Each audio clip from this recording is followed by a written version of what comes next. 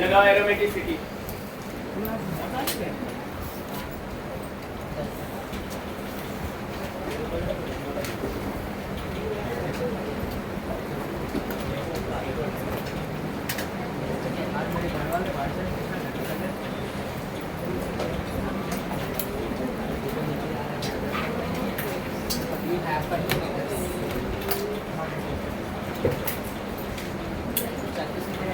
Aromaticity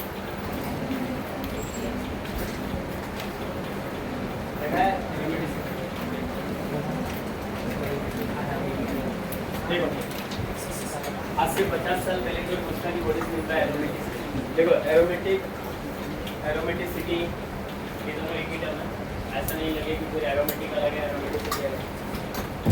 aromatic एक Greek letter से है एरोमा वर्ड, इसका मतलब होता है फ्रेग्रेंस, खुशबू।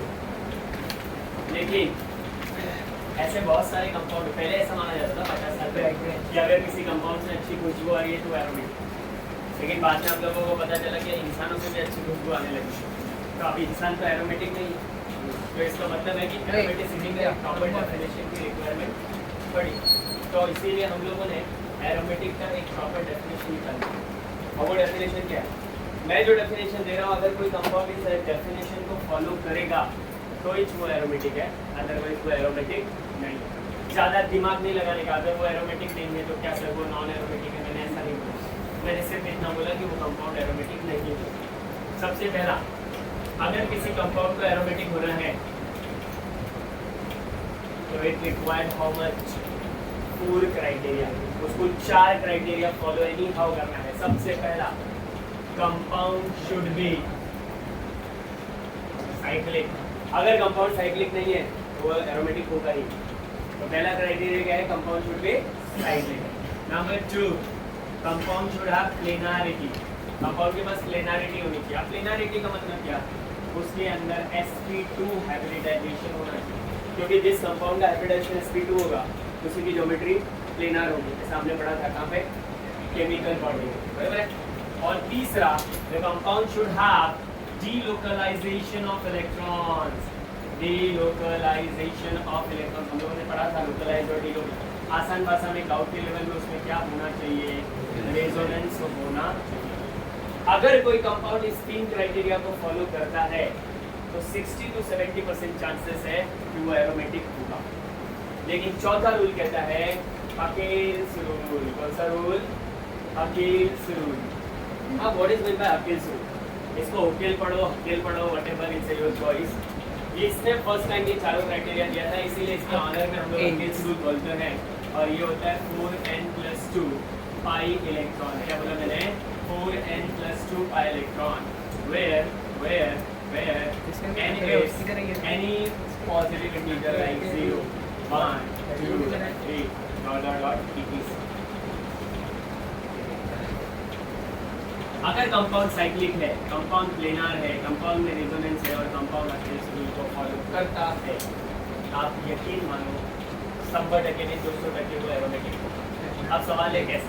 हमने बचपन से एक बहुत ही बेहतरीन एग्जाम्पल पढ़ा है एरोमेटिक का, जिसका नाम है बेंजीन, है ना, हमने बचपन से पढ़ा। चलो चेक करते हैं। बेंजीन डेफिनेटली एक साइक्लिक कंपाउंड है, इसमें मेरे को भी कोई डाउट नहीं और तुमको भी। दूसरा, क्या इसका हर एक कार्बन प्लेनार है, जरा चेक करते हैं।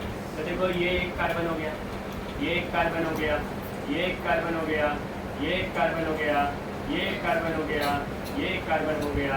सारा कार्बन कौन सा हाइब्रिडाइज होता है, sp2 हाइब्रिडाइज होता है। कौन सा हाइब्रिडाइज होता है, sp2। बात समझो, बात समझो। अरे भाई ना, sp तो सारा कार्बन sp2। अगर सारा कार्बन sp2 है ये डेफिनेटली क्या है, प्लेनर। तीसरा, क्या इस कंपाउंड में रेजोनेंस है, मेरे हिसाब से मेरा आंसर कहता है कि डेफिनेटली है, क्योंकि बेंजीन का हम लोग ऑलरेडी कर चुके हैं। अब आता है चौथा रूल। अगर ये रूल फॉलो हो जाए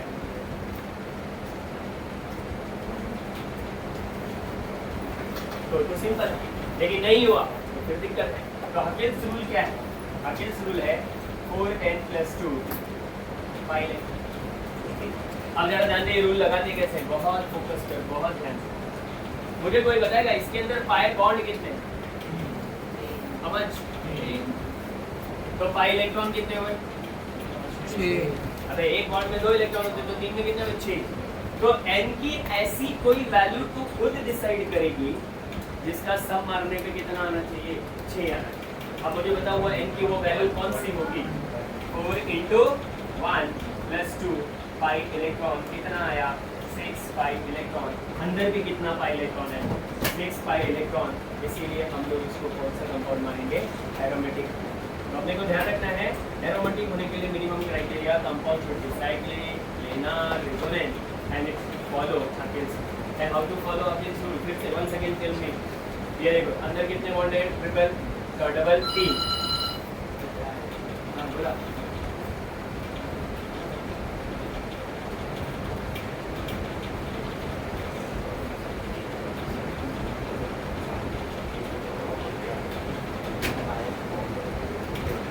इसने कुछ मंगाया था क्या?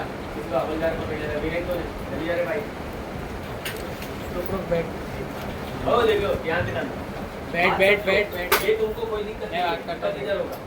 मुझे बताओ अंदर पाई बॉन्ड कितने हैं? तो इलेक्ट्रॉन कितने हैं? n की ऐसी कौन सी वैल्यू तू डालेगी इनमें से जो 6 आएगी? वो कौन सी वैल्यू होगी?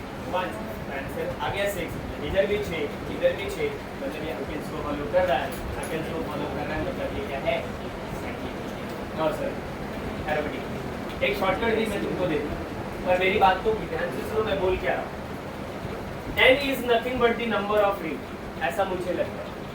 n is nothing but the number of ring यहाँ पे रिंग एक था इसलिए n का n बना।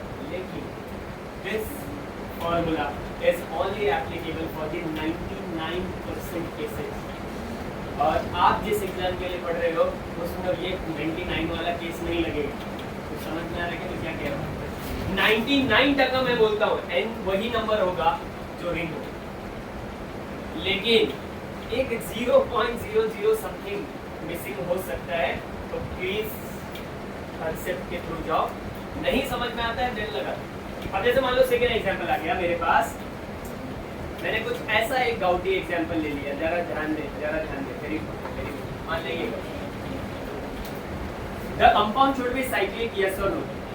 क्या ये कंपाउंड साइक्लिक है? क्या ये कंपाउंड प्लेनर है? क्या इस कंपाउंड में रेजोनेंस है? Are you sure? Yes definitely है। क्यों?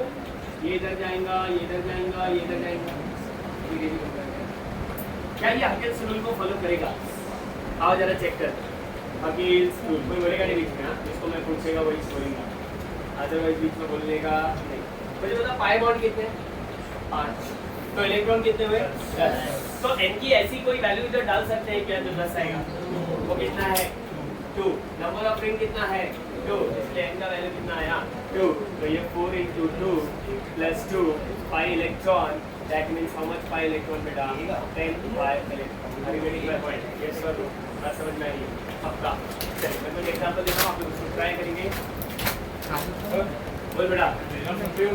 हाँ सब पे। अच्छा सुनो अच्छा गुड क्वेश्चन। पहली बात अगर किसी एक कार्बन पे भी प्लेनर है और तूने पूरे मॉलिक्यूल को प्लेनर ले लिया तो ये तेरा बहुत बड़ा गलती होगा। 101% मार्क्स जाएगा। आई बात समझ में? कमान शो योर टाइम।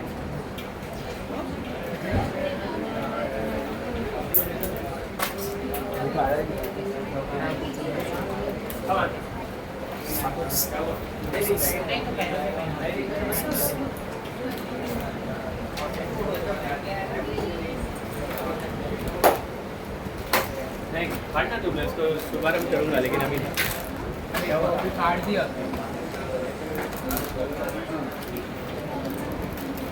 बजे ना इधर निकलना नहीं मेरे साथ।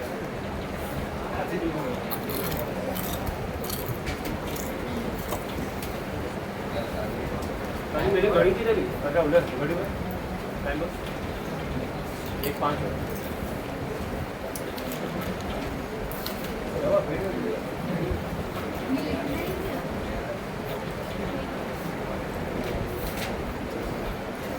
बोला वेलो ना मैं खाना नहीं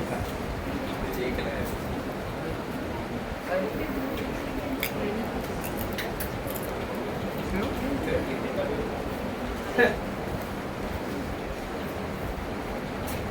मैं कभी से बोलना फिर पिंकी